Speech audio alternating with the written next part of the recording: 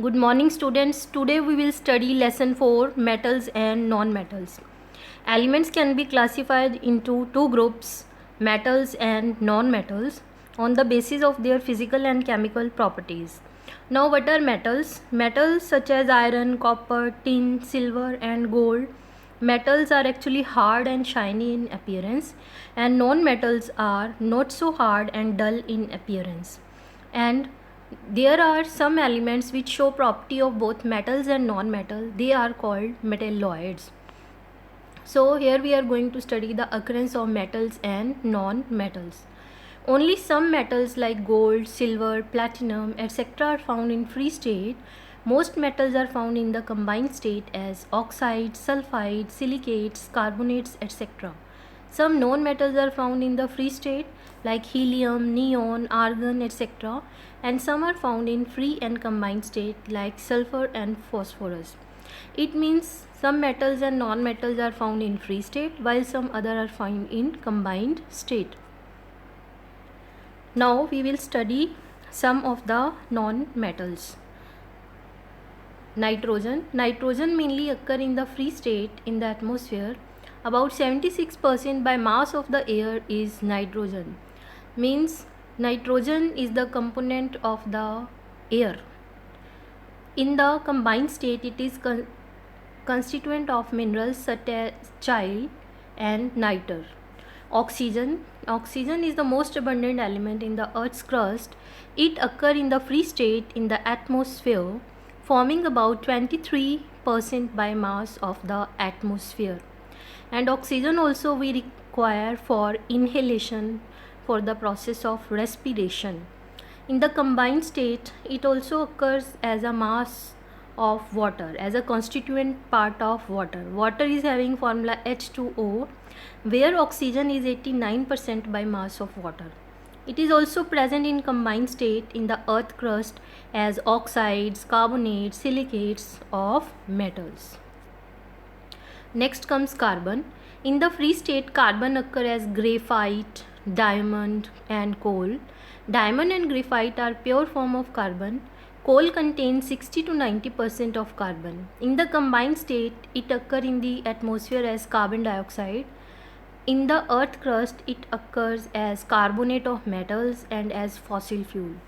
Now, fossil fuels are formed by the decomposition of organic matter that we have done in earlier classes. Carbon is the central element of all the living matter. Next is silicon. Silicon is the second most abundant element in the earth crust. It doesn't occur in the free state. It means it is found in combined states such as silica, SiO2 and silicates. The most common form of silica is sand. Now we will study some of the characteristic properties of metals. Metals are solid except mercury. If we can see some example of iron, copper, gold, silver, all these are solid.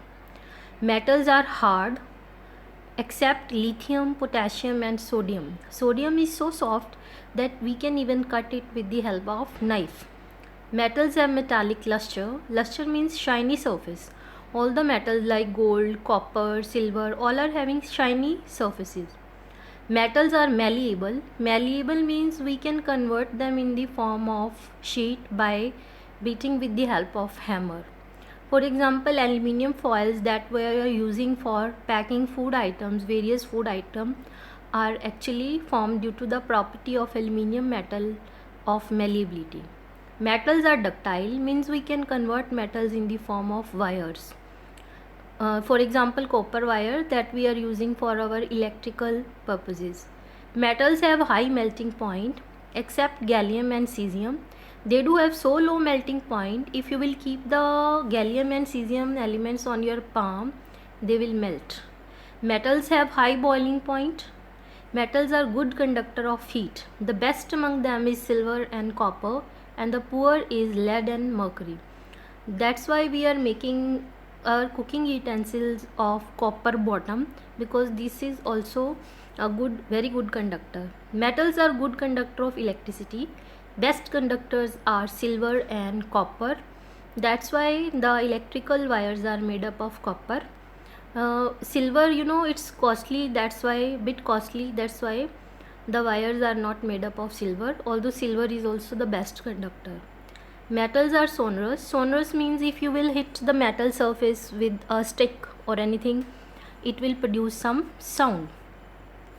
Next are non-metals. Non-metals may be solid, liquid or gases. Solids, example of solid non-metals are carbon, sulfur, phosphorus. Example of liquid non-metals are bromine, and certain gases are oxygen, hydrogen, nitrogen, etc. Non-metals are soft except diamond, which is the hardest natural substance. Non-metal do not have luster, but there is one exception of iodine, which is a non-metal but it shows luster. Non-metals are non-malleable, means we cannot convert them into sheets. If we will beat non-metal with hammer, it will break up. It is brittle. Non-metals are not even ductile. We can't make wires out of it. Non-metals are solid and liquid, have low melting point. Non-metal which are solid and liquid both are having low melting point. Non-metals are bad conductor of heat. Non-metal are bad conductor of electricity also, but there is an exception of graphite, which is a good conductor. Non-metals are not sonorous, means they will not produce sound on hitting with a stick. Now we will study certain reactions of metals with oxygen.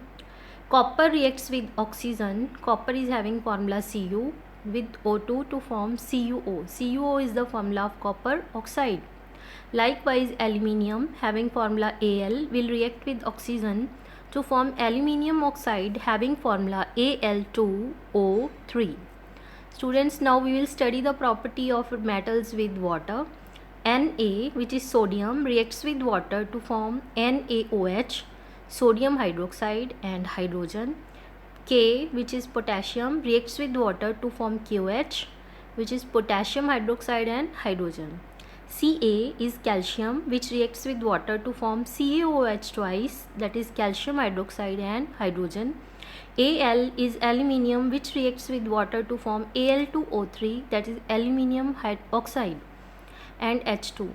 Fe is iron, students. Iron will react with water likewise to form iron oxide having formula Fe3O4 and H2. Now here we go with the reactions of metal with dilute acids. We will take the example of hydrochloric acid having formula HCl. Magnesium reacts with HCl to form magnesium chloride and H2. Likewise, aluminium also reacts with HCl to form AlCl3 and H2. Zinc reacts with hydrochloric acid to form ZnCl2 and H2. Iron react with HCl to form FeCl2 and H2. Now, reaction of metals with metal salt solution. A more reactive metal displaces a less reactive metal from its salt solution. This type of reaction, students, is known as displacement reaction. For example, if we take magnesium and add to copper sulfate solution, because magnesium is more reactive than copper, it will form magnesium sulfate and copper. If we add zinc having symbol Zn to CuSO4, because zinc is also more reactive than copper, it will also lead to the formation of zinc sulfate and copper. Iron can also displace copper from copper sulfate to form iron sulfate and copper. So out of this topic we come to know more reactive metal displaces less. Depending upon that, we will study reactivity series of metal, which means arrangement of metal in such a way that the most reactive metal will be found on the top and the least one on the bottom. Potassium most reactive, gold is least reactive, and other metals like sodium, calcium, magnesium, aluminium, zinc, iron, lead, hydrogen, copper, mercury and silver are having reactivity in between these two. Means as we move from potassium to gold, the reactivity of the metals decreases. Now reactions of non-metals we will study with oxygen. Sulfur having symbol S combines with oxygen to form sulfur dioxide. Carbon reacts with oxygen to form carbon dioxide having formula CO2. Now generally non-metal do not react with water. So we will study reactions with water. Though they may be very reactive in air, such non-metals are stored in water. Those non-metals are very reactive in air, actually they are stored in water. For example, phosphorus. If you will place phosphorus in air, it will catch fire. So we need to store it in water to prevent the contact of phosphorus with oxygen so that it may not catch fire. Non-metals generally do not react with acids. Now we are going to differentiate between metals and non-metals depending upon its physical properties. Metals are solid except mercury. Non-metal may be solid, liquid or gas. Metals are hard except sodium, potassium. Non-metals are brittle except diamond. Metals have metallic luster. Non-metals do not have. Metals have high melting boiling point. Non-metals have low melting point. Metals are malleable, can be beaten into sheets, but non-metals are not malleable. Metals are ductile, non-metals are not. Metals are good conductor of heat and electricity, non-metals are bad conductor, except graphite. Metals are sonorous, that is produce sound, but non-metals are not sonorous. Now what are the uses of various metals? Iron. Iron is used in making nails, bolts, tools, machinery, construction of building, etc. Aluminium is used in making utensils, aluminium foil, wires, furniture parts of aircraft, etc. Copper is used in making wire, vessels, electric gadgets, etc. Gold is used in making jewelry, coins and medal. Silver also is used in making jewelry, coins and medals. Platinum is used in making electrical gadgets, plugs in vehicles, etc. Sodium compounds are used as common salt, chemicals, etc. Calcium compounds are used for making cement, glass, etc. Now what are the uses of non-metals, students? Sulfur, it is used for making sulfuric acid, salts of metal, etc. Oxygen is used for respiration by living things, burning of fuels, etc. Nitrogen is used for making ammonia, which is used for making fertilizers. Hydrogen is used for making ammonia, which is used for making fertilizers. Fertilizers you have done in last chapter, which are useful for the well-being of the crop. And hydrogen is also used as a rocket fuel and also for welding purposes. Chlorine is used to disinfect the water. Iodine is used as tincture of iodine, which is an antiseptic. Antiseptic means that helps to remove the bacteria from the wounds. Thank you.